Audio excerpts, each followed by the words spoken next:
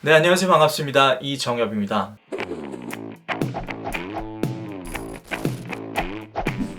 최근에 정말 많이 오른 주식 중에 하나가 테슬라인데요. 이제는 한국에서 주식을 하시는 분들도 이 테슬라에 대해서는 한 번쯤은 들어보셨을 거라고 생각을 합니다. 어떤 분들은 이 주식을 통해서 지금 굉장히 큰 돈을 벌고 계실 거라고 생각을 하고, 하지만 대부분의 분들은 이 주식이 너무 올라서 떨어지기만을 기다리고 있을 거라고 생각을 합니다. 궁금하신 분들을 위해서 제 얘기를 간단하게 말씀을 드리면, 전 테슬라를 가지고 있지 않고요. 그리고 저는 그저 옆에서 재미있게 지켜보고 있습니다.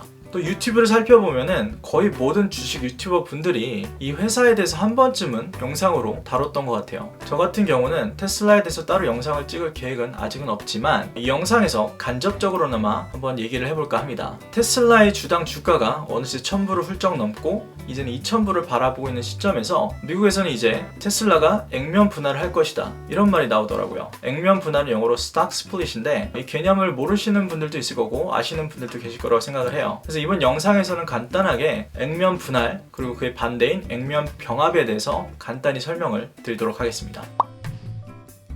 우선은 액면 분할에 대한 개념 설명을 간단하게 해드릴게요. 이 개념 설명을 해드리기에 앞서서 여러분들이 꼭 아셔야 될 공식 하나가 있어요. 그 공식은 시가총액을 계산하는 공식인데, 아시는 분들은 넘어가셔도 좋습니다. 모르시는 분들을 위해서 간단히 설명을 해드리자면, 일단 시가총액의 정의는 뭐냐면 회사의 가치예요. 회사의 크기. 근데 전체 크기가 아니라 주주 입장에서, 저희같이 주식을 가지고 있는 사람들 입장에서 봤을 때 회사의 가치가 얼마나 크냐는 것을 보여주는 숫자입니다. 주주 외에도 채권자가 있고 우선주를 가지고 있는 우선주주들 있잖아요. 그 사람들의 이 회사에 대한 지분은 제외를 하고 오로지 주주 입장에서 회사가 얼마나 큰가, 그거를 보여주는 게 시가총액이고요. 이거를 계산하는 공식은 굉장히 간단합니다. 현재가 곱하기 발행된 주식수, 이걸 두 개를 곱하면 시가총액이 나오죠. 예를 들어서 어떤 회사의 주식이 30불로 거래가 되고 있는데, 이 회사의 주식수는 100만 주라고 가정을 하면 시가총액은 30불 곱하기 100만 해서 3천만 불이겠죠. 그런데 이 회사가 10대 1에 액면 분할을 한다고 하면, 그 말은 주식 한 개를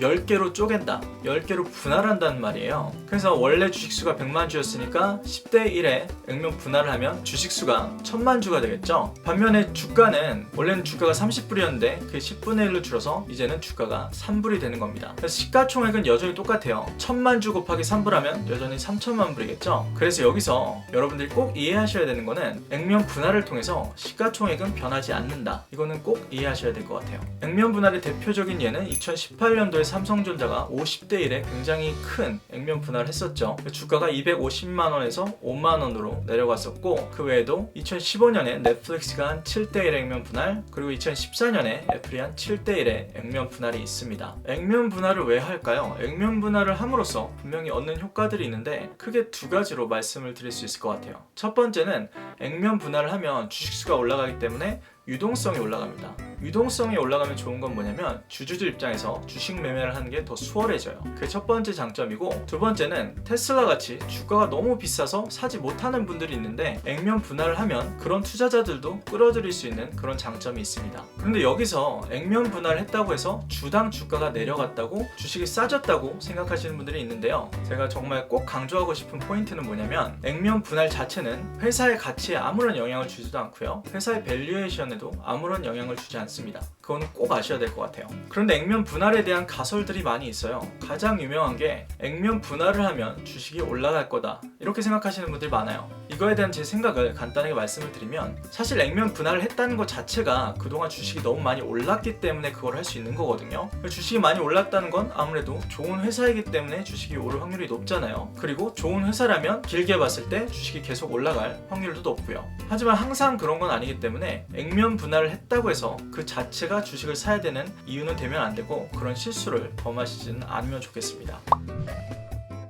그럼 액면 분할의 반대인 액면 병합에 대해서 또 간단히 말씀을 드려볼게요. 이거는 개념이 똑같아요. 그래서 여러분들이 다 이해하실 것 같은데, 액면 병합을 하면 주식을 쪼개는 게 아니라 주식수를 합치는 거죠. 그래서 주식수는 줄고 주가는 올라갑니다. 하지만 아까 말씀드렸듯이 시가총액은 변함이 없어요.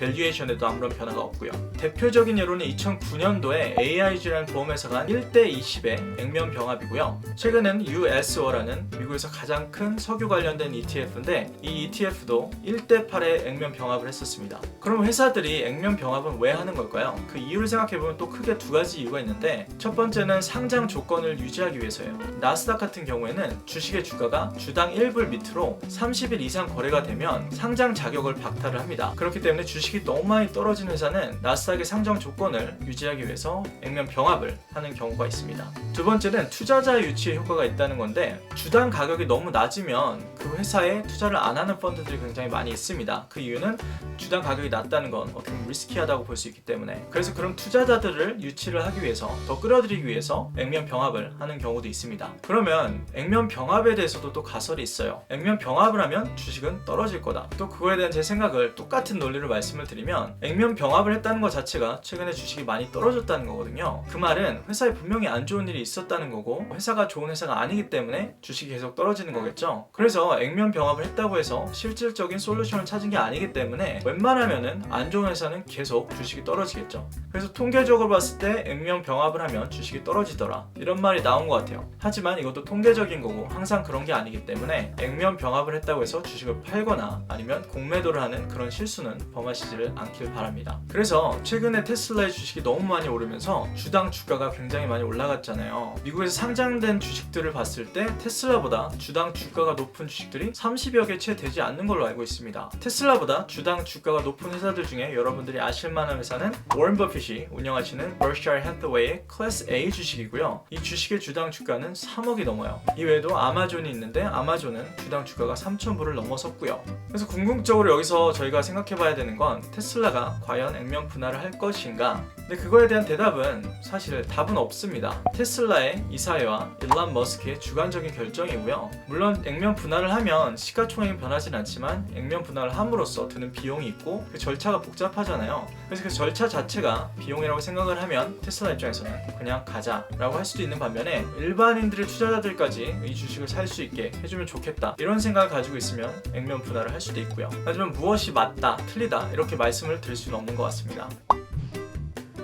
액면 분할과 액면 병합은 주식을 하시는 분들이라면, 특히나 미국에서는 굉장히 많이 벌어지는 일들이기 때문에 꼭 개념을 아셔야 되는 것들 중에 하나라고 생각을 합니다. 그래서 이 영상을 통해서 테슬라를 통해서 간단히 말씀을 드려봤고요. 테슬라가 과연 액면 분할을 할까 말까에 대한 여러분의 생각이 있으시면 댓글로 달아주시면 또 좋을 것 같습니다. 그럼 여기까지 봐주셔서 감사하고요. 그럼 다음 영상에서 또 뵙도록 할게요.